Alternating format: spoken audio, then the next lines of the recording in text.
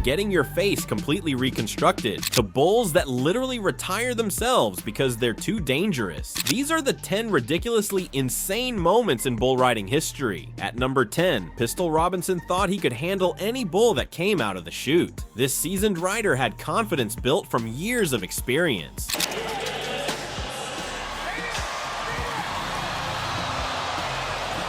Then Silver Bullet did what 2,000-pound animals do, spun him around and bucked him off and still tried to come at him with horns for a second round. The sheer power was overwhelming. It looked impossible, because it was, but if you think that was insane, Giler Marchie at number 9 had it even crazier.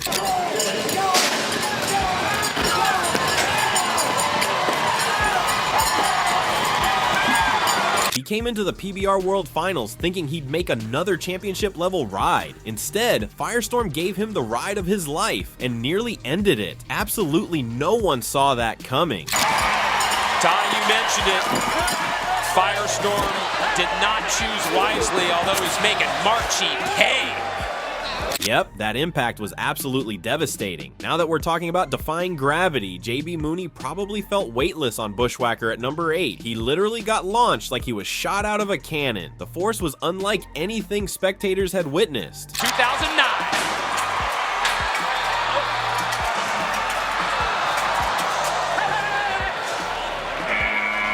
No joke, it looked like the bull broke physics. And while Mooney was flying through space, Ryan Dirt Eater at number 7 was dealing with something even more insane. Here. Oh, War Cloud!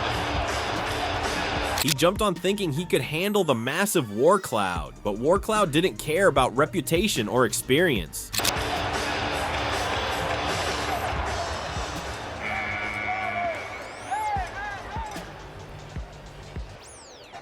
And for the first time, Dirt Eater got his reward, a full body beatdown that left him broken on the arena floor, and somehow he walked away from it. The crowd couldn't believe what they'd witnessed. Peter banged up, headed to sports medicine. That's been a theme, it seems, all weekend. Let's go to Leah for an injury. Although that beating was brutal, at number 6, Adriano Moraes experienced something that shouldn't be physically possible in Irving, Texas back in 1994. The veteran rider faced his toughest challenge yet. He's spending most of his time concentrating on getting the money, and he's doing a good job of it. Adriano Moraes. Oh yeah, come on now, bear down, Black Lightning. He drew Black Lightning at the final round of the Bud Light PBR event. The crowd went silent because everyone knew what was coming. This bull had a reputation for destruction. Oklahoma, oh, he's just gonna ride him to a standstill. Jimmy Anderson kind of moved. He didn't just get bucked off, he got slammed against the rails and was demolished. But the insane part? He scored 79 points doing it. There was definitely no questioning that ride's intensity. While Moraes' demolition was rough, Scott Breding's encounter felt downright supernatural at number 5. Really good draw. I think this is the bull that in round 1 they scored the 89.5 on. Let's see if we can. When Breding climbed on Swamp Rat, the arena was electric. Everyone knew this bull was special, but then it got crazy. First, Swamp Rat jerked him up and down with mechanical precision. Then Scott got his hand hung up and Swamp Rat took him for a ride. Jumping. Come on, Scotty. Attaboy. Oh no.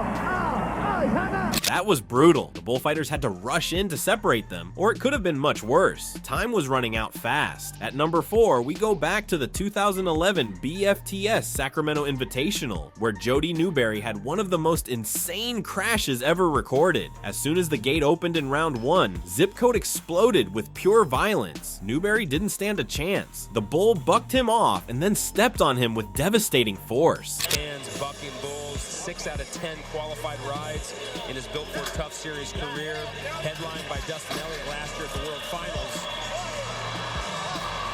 The impact was so severe it knocked him unconscious instantly and left him with a complex laceration of the left ear. He dropped fast, hit hard, no time to react or brace for impact. Just like that, Newberry was motionless on the arena floor. The silence was deafening. Good for me here, breeds different, Hereford, Brahma Cross, is strong bulls, a little bit slower than Brazilian bulls, hard, but I'm learning, I think I can ride.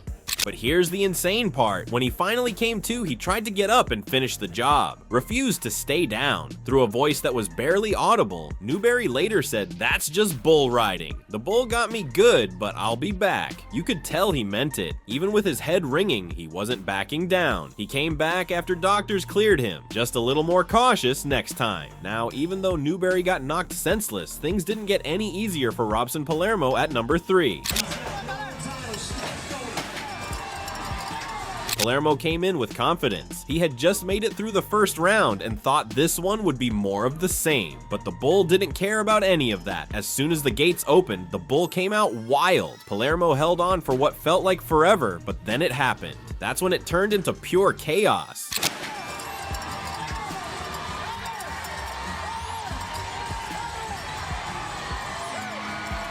The bull came after him with such force and gave Polarmo a taste of his horns before leaving him in the dirt. Head and got him in a bad position.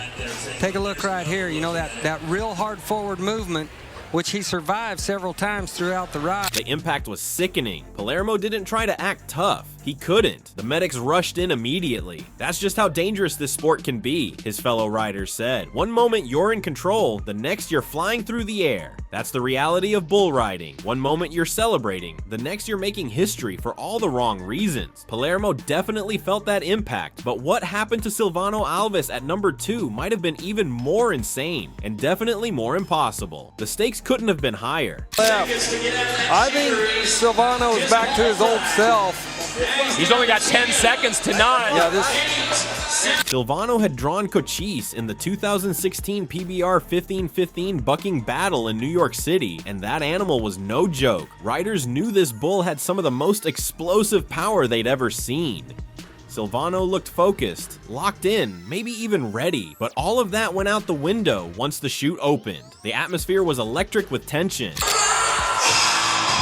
The bull exploded out like dynamite, launching Silvano higher than anyone expected. He tried to recover midair, but it was too late. His body was already spinning the wrong way. By the next buck, Silvano was airborne, and then he was crashing down.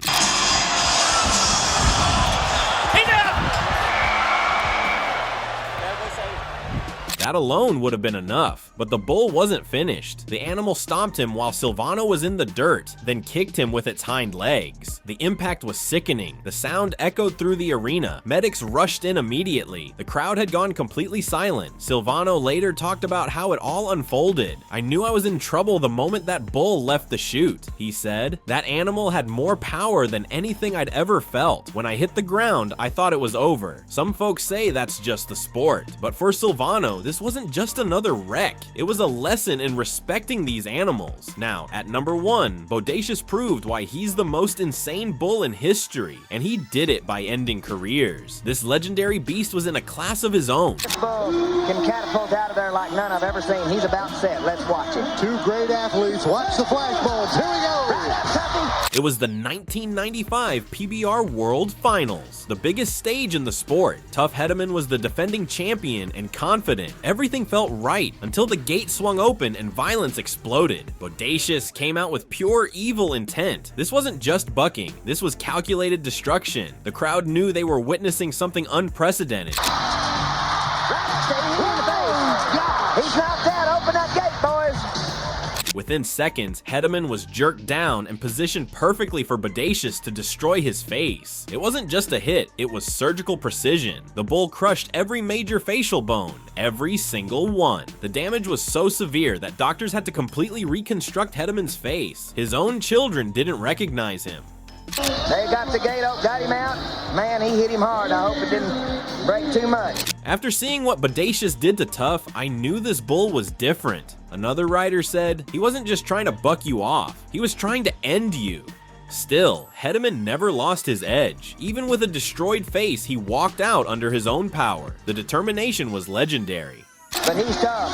He's real tough. Walking out of here. When something like that happens, it separates the men from the boys, Hedeman said later. That's why we're here, to face the impossible and keep going. But here's the truly insane part. When Hedeman drew Bodacious again at the next finals, he turned him out, tipped his hat, and walked away.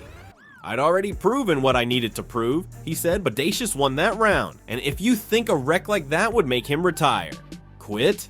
Never, Hedeman said. Bodacious just showed me how dangerous this sport really is. So no, he didn't quit. He just got smarter. Bodacious proved that some bulls aren't just animals, they're forces of nature. He lived to destroy careers, shatter bones, and show riders what real fear looks like. Because the fact of the matter is that the heart of a real rider doesn't back down from the impossible. It stares down 2,000 pounds of pure violence and climbs on anyway. Walking away was never an option. The danger is part of it, and so is the insanity. That's what makes bull riding the ultimate test of courage.